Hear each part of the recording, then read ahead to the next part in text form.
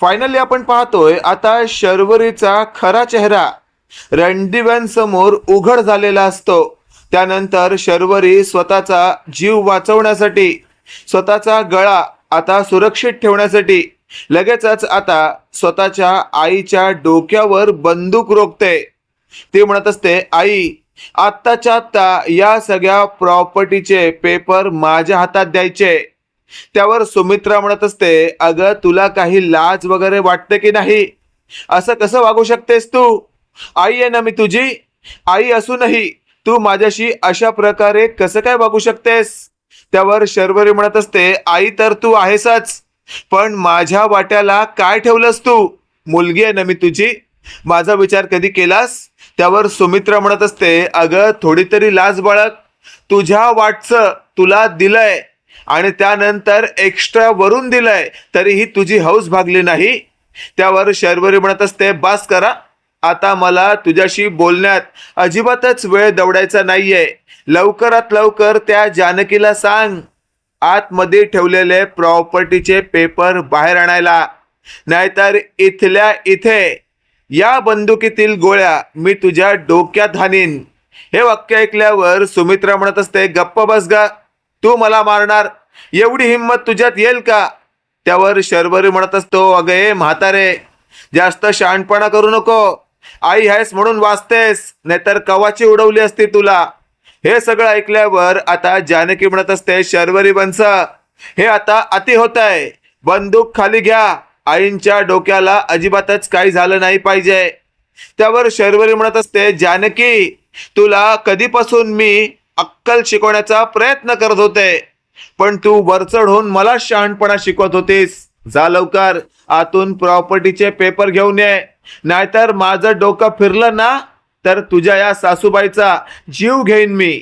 त्यावर लगेचच आता जानकी म्हणत असते, शर्वरी वंश, बघा, विचार करा, जर तुम्ही हे सगळं करून वाचलात ना तर आई शपथ सांगते तुमचे हाल हाल करीन मी. हे सगळं ऐकल्यावर शर्वरी म्हणत असते, जानकी, तुला किती का कॉन्फिडन्स आहे स्वतःवर? प्रत्येक वेळेला तू स्वतःची बाजू खरं करण्यासाठी काही ना काही डोकं लढवतच असतेस. तुला काय वाटलं आता देखील तू काही ना काही शहाणपणा करशील आणि यातून तू तुझ्या सासूला सोडवण्याचा प्रयत्न करशील काय? अगं कर प्रयत्न, बघायचंय मला खरंच तुझ्याकडे इतकं डोकं आहे का? हे वाक्य ऐकल्यावर मागून ऐश्वर्या म्हणत असते, ए शर्वरी, ती जानकी तुला सतत शर्वरी वंश म्हणून तू जास्त डोक्यावर बसतेस काय? तुला तर या क्षणाला फाट्यावर मारू शकते मी. तुझी लायकी तुला इथेच दाखवू शकते आणि तुला असं फटकवीन ना, उभ्या आयुष्यात तुला कुणी फटकवलं नसेल. त्यावर लगेचच आपण पाहतोय आता शर्वरी म्हणत असते, जानकी, या फालतू बडबड करणाऱ्या ऐश्वर्याला समजाव, माझ्या हातात असलेल्या बंदुकीचं ट्रिगर माझ्याच बोटात आहे. कोणत्याही क्षणाला मी ट्रिगर दाबेन आणि या म्हातारीचा खात्मा करेन, किंवा कदाचित या ऐश्वर्याला सुद्धा मी संपवू शकते. त्यावर लगेचच आता जानकी म्हणत असते, ऐश्वर्या प्लीज शांत हो आणि शर्वरी वंश, बंदूक खाली घ्या, आईंना काही झालं नाही पाहिजे.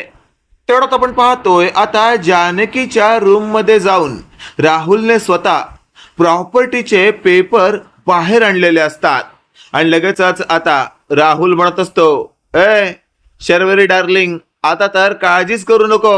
हे बघ, या जानकीच्या रूम मध्ये जाऊन मी स्वतः प्रॉपर्टीचे पेपर बाहेर आणले आहेत.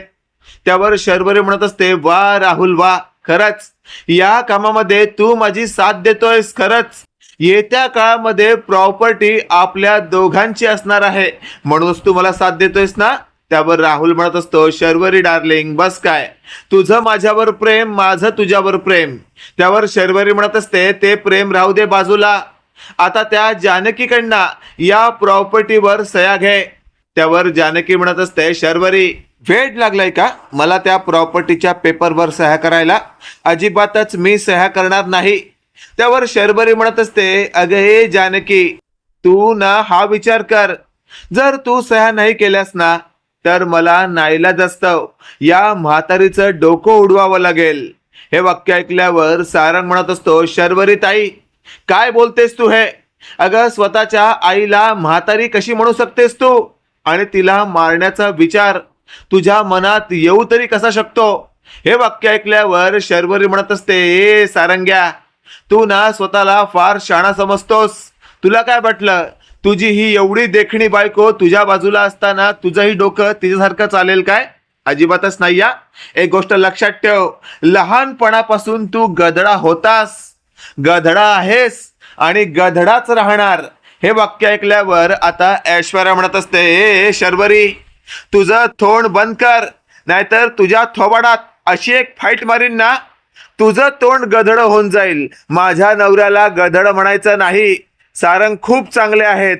असं जेव्हा ऐश्वर्या म्हणते त्याच वेळेला आता सारंग म्हणत असतो, थँक्यू थँक्यू ऐश्वर्या. आणि अशातच आता शर्वरी म्हणत असते, अरे राहुल, बघतोयस काय, जाऊ दे, तू पटकन सह्या घे. अशातच आता राहुल त्या पेपरांवर सह्या घेण्यासाठी लगेचच जानकीचा हात जोरात खेचतो आणि त्याच वेळेला मागून ऋषिकेशने हे सगळं पाहिलेलं असतं. ऋषिकेश लगेचच आता कराटे टाईप जोराची उलटी लात या राहुलच्या हनुवटीवरच मारतो आणि हनुवटीतून आलेलं रक्त पाहून राहुल नाचायला लागतो. राहुल म्हणत असतो, बाप रे, या ऋषिकेशने काय केलं हे, माझ्या तोंडातून रक्त येतंय. त्यावर शर्वरी म्हणत असते, ए राहुल, मर्दासारखा मर्द आहेस ना तू, मग घाबरतोस काय? तूही नड ना त्या ऋषिकेशला. आता लगेचच जानकी बोलू लागते, शर्वरी, तुझ्या जिभेला काही हाड, स्वतःच्या भावाला नावाने हाक मारतेस तू. त्यावर शर्वरी गवणत असते, गप्पा बस, माझ्या आईची किंमत करत नाहीये, तिकडे या. नात्यात नसलेल्या भावाची काय किंमत करू? हा माझा खरा भाव थोडी आहे, म्हणूनच तो तर माझी सगळी प्रॉपर्टी लाटायला बसलाय. हे सगळं ऐकल्यावर ऋषिकेश म्हणत असतो, शर्वरी, फार जास्त बोलतेस तू. एक गोष्ट लक्षात ठेव, आतापर्यंत तुला खूप सहन केलं मी, पण यापुढे नाही. आणि लगेचच आता शर्वरीच्या समोरच असलेल्या राहुलच्या हनवटीवर जोराची आता पुन्हा एकदा ऋषिकेशने एक किक मारलेली असते आणि राहुल जाऊन खाली पडतो. राहुल म्हणत असतो, ए ए ऋषिकेश, नको मारूस मला. आणि अशातच आता सौमित्रही तिथे भिडतो आणि या राहुलला चांगलाच आडवा करत असं काही कुदळतो की राहुल तिथल्या तिथे म्हणत असतो, शर्वरी, सोड सोड त्या शर्वरी म्हातारीला, नाहीतर हे सगळे मला मारतील. शर्वरी म्हणत असते, अरे रावल्या, मी जर या म्हातारीवरची बंदूक काढली ना, तर हे सगळे मिळून आपल्या दोघांना संपवतील. आणि अशातच आता राहुल आणि शर्वरी चांगलेच कन्फ्यूज झालेले असताना जानकी ऐश्वर्याला इशारा करत असते की त्या शर्वरीच्या हातात असलेली बंदूक हिसकाव. आता ऐश्वर्या त्या संधीच्या शोधात असते. इकडे आपण पाहतोय आता शर्वरीने तर हद्दच पार केलेली असते.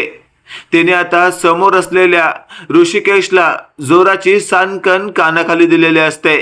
शर्वरी म्हणत असते, ए ऋषिकेश, एक गोष्ट लक्षात ठेव, माझ्या राहुलवर हात उचलायचा नाही या. लक्षात ठेव, तुझ्या या म्हातारीला संपवायला मला फारसा वेळ लागणार नाही. आता शर्वरीच्या हातात असलेल्या बंदुकीमुळे ऋषिकेश चांगलाच गारठलेला असतो, घाबरलेला असतो आणि तो स्वतःशी बोलत असतो, आईसाठी या शर्वरीचा मार खातोय मी, नाहीतर या शर्वरीला आत्ताच्या आत्ता इथेच फटकवली असते. आता स्वतःच्या नवऱ्यावर या शर्वरीने हात उचललाय हे तर जानकीला अजिबातच सहन झालेलं नसतं. आणि अशातच आता जानकी स्वतःशी बोलत असते, आता काहीही झालं तरी या शर्वरीला आडवं पाडून तिच्यावर बसून तिला चांगलंच कुदून काढणार. आणि अशातच आता शर्वरीच्या जागेवर जानकीने जोराची उडी मारलेली असते आणि लगेचच आता शर्वरीच्या हातावर जोराचा फटका मारत शर्वरीला आडवं करत तिच्यावर बसत जानकी तिचा गळा आवळण्याचा प्रयत्न करत असते. शर्वरी म्हणत असते, ए जानकी, काय समजतेस तू स्वतःला? तुला काय वाटलं माझ्या हातातली बंदूक हिसकावून तू माझ्यावर वरचढ होशील काय? अजिबातच नाही. हे बघ, माझ्या हातात अजूनही एक चाकू आहे. या चाकूने मी तुला इथल्या इथे खुपसू शकते, भोसकू शकते. त्यावेळेला मागून आता ऐश्वर्याने लगेचच येत शर्वरीच्या हातातील चागू हिसकावून घेतलेला असतो आणि चांगल्याच शर्वरीला 2 थोबाडीत देत चांगलीच गार केलेली असते. ऐश्वर्या म्हणत असते, ए शर्वरी बोल ना, आता बोल, मगातपासून लय बोलत होतीस तू. त्यावर लगेचच आता जानकी म्हणत असते, थँक्यू सो मच ऐश्वर्या, आज तू दिलेली साथ मी नाही विसरणार. त्यावर ऐश्वर्या म्हणत असते, काय ग जानकी, काही काय बोलतेस तू, आत्ताच्या आत्ता हिला बदलून काढ.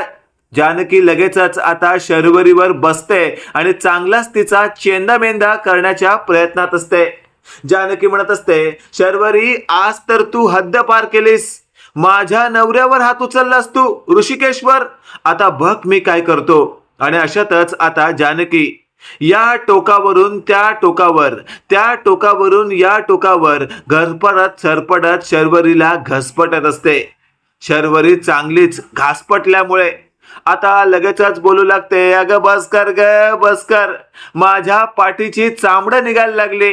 आणि अशातच इकडे सौमित्र या राहुलवर तुटून पडलेला असतो. सौमित्र म्हणत असतो, आता तर तुझी काही खैर नाही, मी इकडे या राहुलला सनकावतो फनकावतो. ऐश्वर्या आणि जानकी बहिणी तुम्ही तिकडे त्या शर्वरीला फनकवा.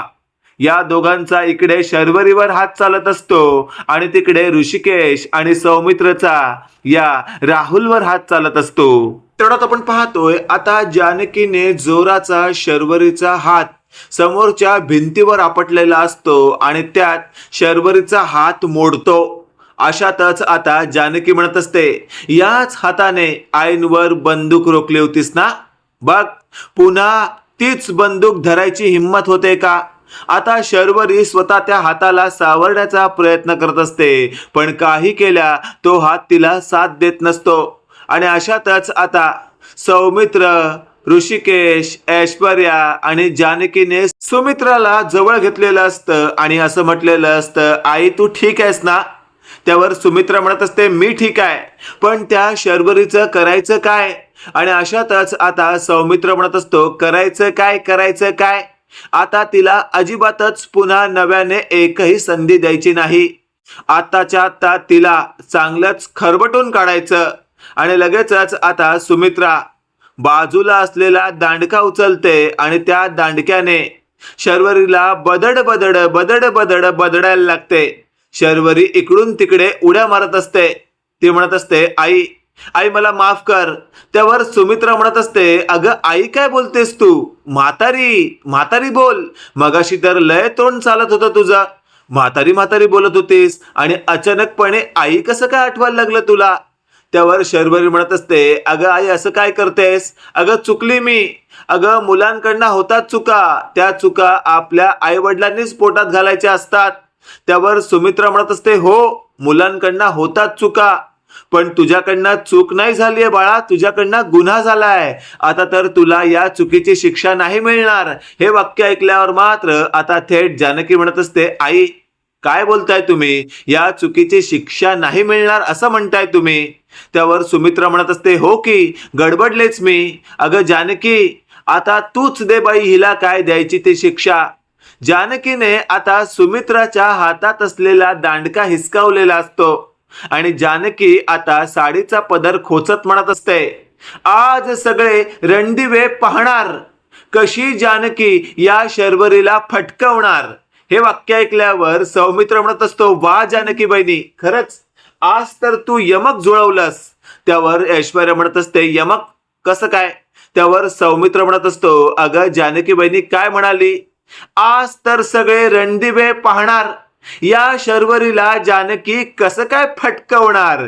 त्यावर ऐश्वर्या म्हणत असते, अरे हो की, हे यमक जुळवणं काय साधी सुधी गोष्ट नाहीये, काय ग जानकी कुठे शिकलीस हे. आणि अशातच जानकी म्हणत असते, ऐश्वर्या आता वेळ दवडण्यात काहीच अर्थ नाहीये, आधी या शर्वरीला फटकावून काढलं पाहिजे.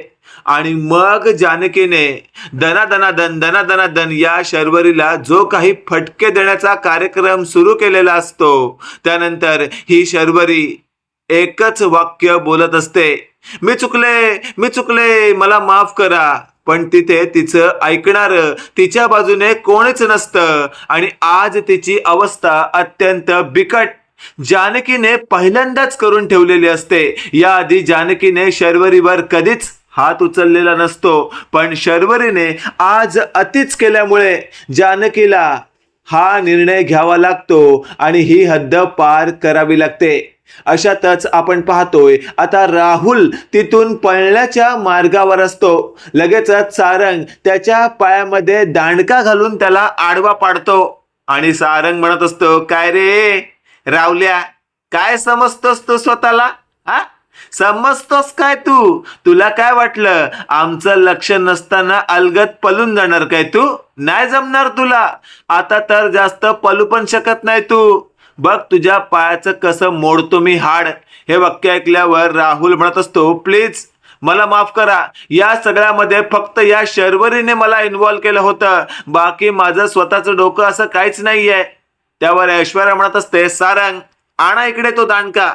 राहुलला आता मी बदडून काढते. त्यावर सारंग म्हणत असतो, अहो ऐश्वर्या, तुम्ही कशाला त्रास करून घेताय? थांबा, मीच याचा चांगला कार्यक्रम सुरू करतो. आणि अशातच आता सारंग टन टन टन टन टन टन उड्या मारत या राहुलला बदडण्याचा कार्यक्रम करत असतो. पण ऐश्वर्या म्हणत असते, अहो सारंग, अशाने सकाळ होईल पण त्या राहुलला काही होणार नाही.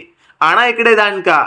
आता तो दांडका हातात घेऊन ऐश्वर्याने जे काही राहुलला फणकावलेलं असतं ते अगदी पाहण्यासारखं असतं.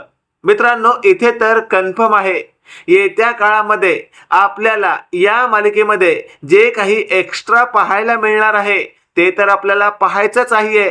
पण तुम्हाला काय वाटतंय, खरंच असं वेगळं काहीतरी पाहायला मिळू शकतं का? कमेंट करून नक्की कळवा. आणि असेच नवनवीन अपडेट पाहण्यासाठी व्हिडिओला लाईक आणि चॅनलला नक्की सबस्क्राईब करा. धन्यवाद.